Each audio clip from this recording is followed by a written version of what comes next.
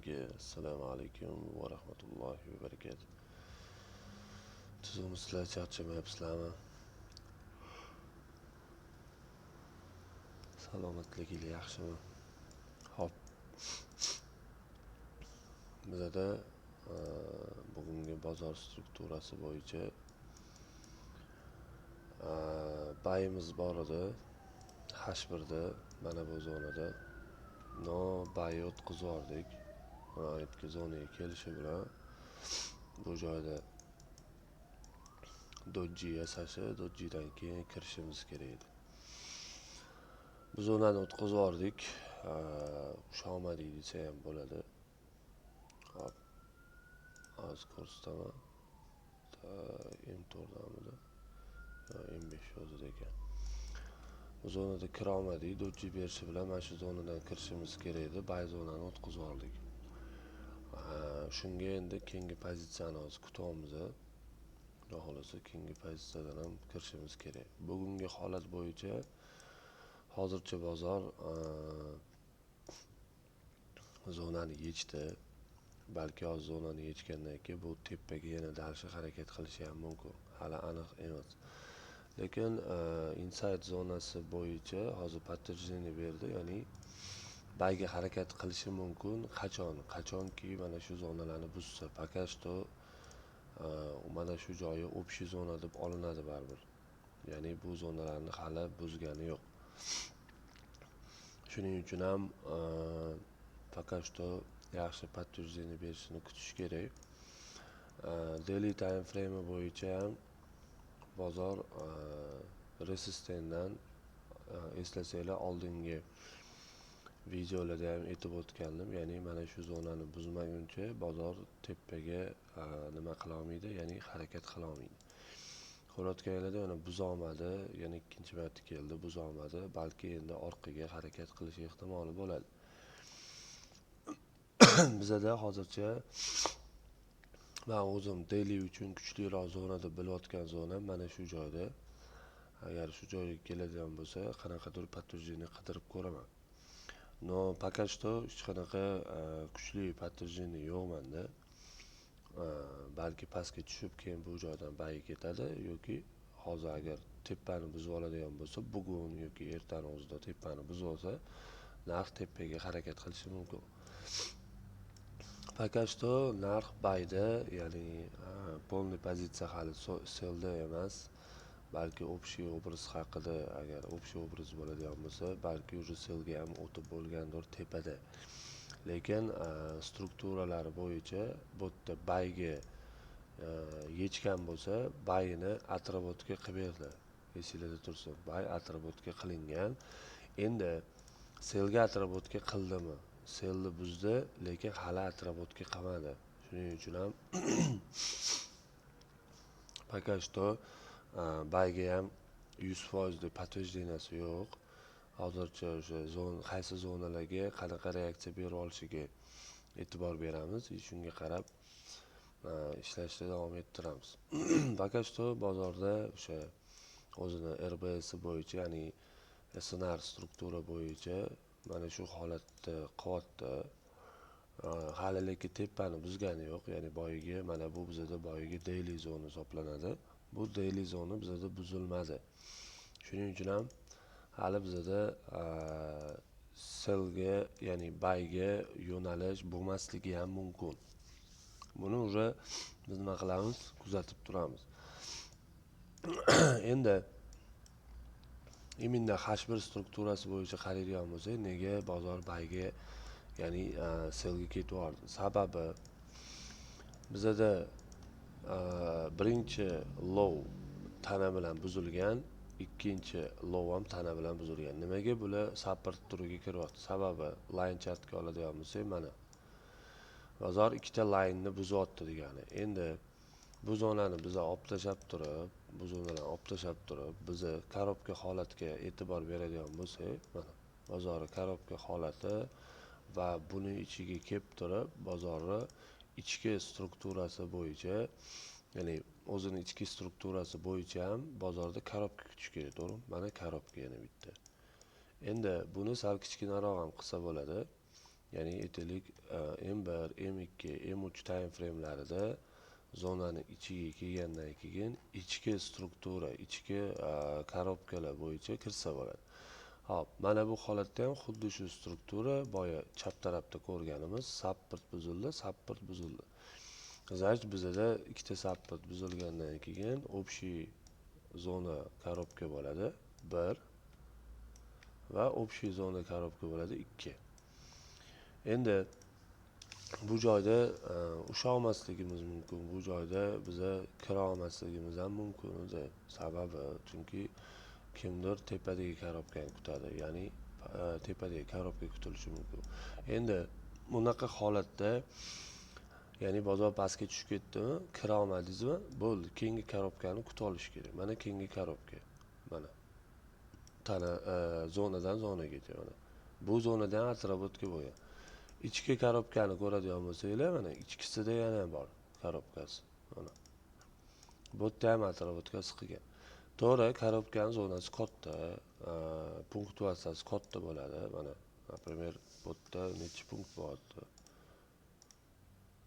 Aytaylik 5 punkt bo'lyaptimi? 5 punktli harakat bo'layotganiga 26 dan 31 gacha 5 punktli harakatiga 5 punkt menimcha joyidan katta zona emas, o'zi aslida normalniy zona ekan 5 punkt ham. Buni ichidagi confirmationni ko'radigan bo'lsangiz ham mana 20 punktli, buni aytaylik 4 punktli zona qilib olsangiz ham bemalol o'sha pastgacha olib tushib ketsa bo'ladi.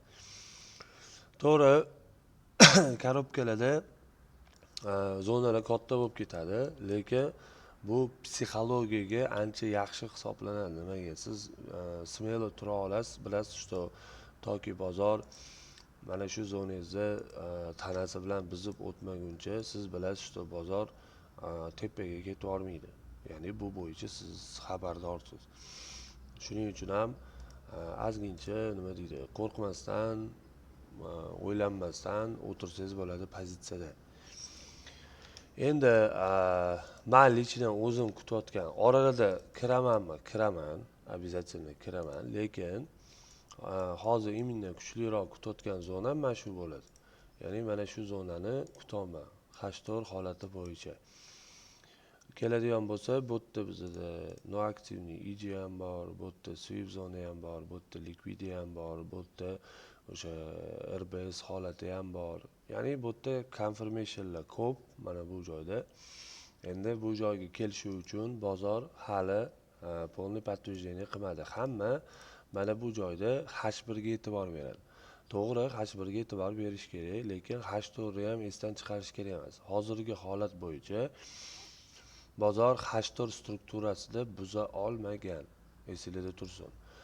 Agar H4 kelib mana shu holatda yopilib bersa, men sizlarga garantiya beraman, mana shu zonaga tushadi. 99.9% zona bilan mana shu joyga keladi. Agar mana shu zonani tana bilan buzib olsa. Nimaga mana shu tana bilan buzsa pastga tushadi? Sababi bizda bu yerda short long sistema bor, ya'ni short bozor longdan shortga o'tishi hozir 1 minut.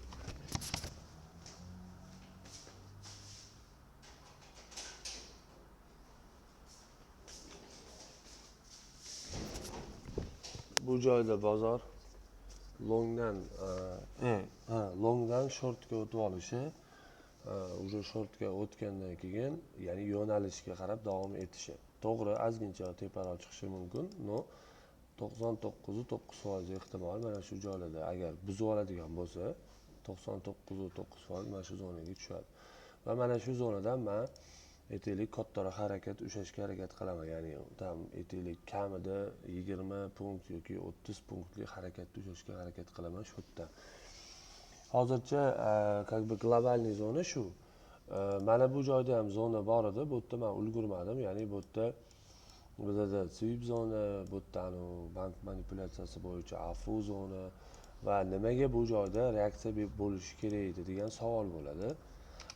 Nimaga bu joyda reaksiya bo'lishi kerak edi degan savol ko'pchilikda bo'ladi. Buni savoli sababini tushuntirib bermoqchiman. E'tibor berayotgan bo'lsanglar, zona resistant break qilgandan keyin orqaga, ya'ni aktivnost tashab ketmagan. aktivni tashlab ketmaganini hisobiga narx nima qiladi? Tepaga telekom otgan, likvid tashlagan, tepaga chiqib ketgan. Endi hozir keldida bu joyda atrobotga qildi, bu yerda likvidni yechdi. Tushuntira oldimmi?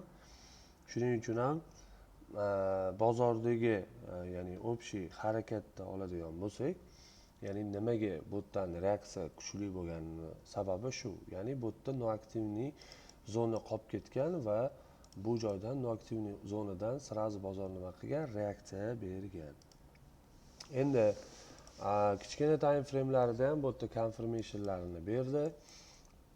Shuning uchun olgandik. Xo'p, keyin biz hozir live trade bo'limda tepadan sellga kirdik. Sell kirgan zonamizni ham tushuntirib beraman. Bizda mana shu joy zona bor edi, ya'ni общий zona edi.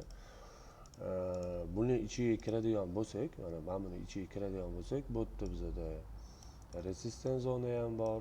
Bu yerda bizda EG zona ham bor, ko'rib turganingizdek. Undan tashqari bu yerda bizda resistance zona, support zona ham bor, ya'ni SBR zona. Ya'ni bu joy kuchli zona. Undan tashqari bu joyda H1 ga oladigan bo'lsak, bu joyda inside zona ham bor edi mana. Va shuning uchun ham bu joydan reaksiya bo'lishini biz kutgandik. Biz hozircha sellga pozitsiya olganmiz. Bezubitkaga olib qo'yib, balki bezubitkada ushashlikni harakatini qilamiz. Hop, bizda shunaqa gaplar hozircha. Endi bozor reaksiyasiga, bozor yo'nalishiga, harakatiga qarab yana dalshi yo'nalishlarni olib ketaveramiz. Atak mana o'zinglar uchun ko'rsanglar bo'ladi. Men kutayotgan globalniy zona, ya'ni buy uchun globalniy zona mana shu joyda. Qachonki boy aytgan mana zonani tizib olinglar. Birinchi zona, ya'ni 46.50, 46.42. Men sizlarga javob beraman. Agar mana shu zonani mana shunaqa tana bilan H4 o'zi buzib qo'yadigan bo'lsa, 99.9% sellga kelamiz. Xohlasanglar tepadan confirmation qidirib sellga подтверждение olib ishlab kelinglar. Keyin bu joydan уже nima qilasizlar, ya'ni botga tushgandan keyin buyga подтверждение qidirishni boshlaysizlar. Pozitsiyalarga e'tibor beringlar. Pozitsiyalarni kontrol qilinglar. Bu yoq уже o'zingizlarni kontrolingizga bog'liq. Bugun xudo xolasa sizlarga zo'r yana darslik qilib beraman inshaalloh. Bitta narsani o'ylab turibman, shu narsani qilib beraman. Haliroq buni ham tashlayman. O'zinglar ehtiyot qilinglar, charchamanglar, kuninglar xayrli va barakatli bo'lsin. To'g'ri, ko'p narsani ochmayapman. Nima deydi? Hamma narsani boricha ochib bo'lmaydi. Lekin yo'nalishlarni beraman. Bu yo'nalishi bu kanalga ham tashlanadi. Shuning uchun hammaning o'z sistemasi bor. Abadiyliklar o'zingizlar bilasizlar, qanaqa entry qilishi, kanaldagilar sizlarning o'zingizlarni har xil sistemalar bor. Hammadan har xil odamlardan o'rgangan. Men sizlarga yo'nalish beraman. Shu yo'nalish bo'yicha o'zingizlarning sistemalar bo'yicha atrofga qilib ketsanglar bo'ladi. Bu meni taklifim. O'zingizlar ehtiyot qilinglar, charchamanglar, kuninglar xayrli va barakatli bo'lsin.